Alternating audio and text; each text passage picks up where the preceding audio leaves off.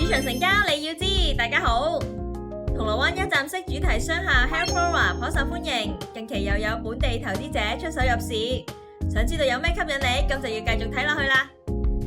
今次本地投資者買入嘅係位於銅鑼灣敬誠街9至11號 Healthflora 3樓全層，面積大約係1819平方尺，尺價大概係13000幾蚊，係交吉成交。據講，投資者係醫生，作資產再配置。到底投資者睇中咩前景，適合咩行業用途呢？我就請嚟商鋪部高級分區營業董事 Desmond 同我哋講下詳細情況。買家係睇中咗咧，銅鑼灣一般好多都係大業主揸住嘅寫字樓，而呢啲一手放賣寫字樓就好罕有嘅，咁所以又吸引今次買家嘅投資。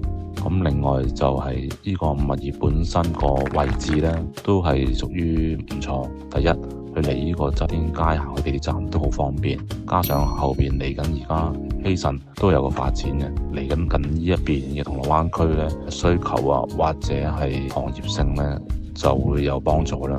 咁而且佢而家呢個物業呢一層嘅樓底咧係特別高嘅，咁變咗買家覺得同樣都係好少有，佢覺得佢買翻嚟咧可以，譬如係自己用又得，或者去租俾佢啲醫療嘅朋友亦都得。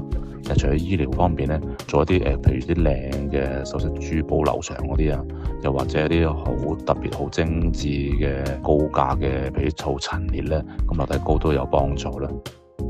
Healthflora 除咗吸引醫療、首飾珠寶高級零售行業之外，亦都吸引健身中心、保健中心進駐。Desmond 又話多咗問盤，預計一手物業成交會增加。其實過咗龍年之後呢，咁問盤問一手嘅客人係多咗嘅，譬如工商嗰啲喺2、3月都好多成交。咁而反觀我哋呢啲一手嘅黃鋪或者寫字樓呢，喺3月都開始有人慢慢問翻。咁如果假設啲價錢回落到某一個水平呢，咁啲買家係有興趣嘅。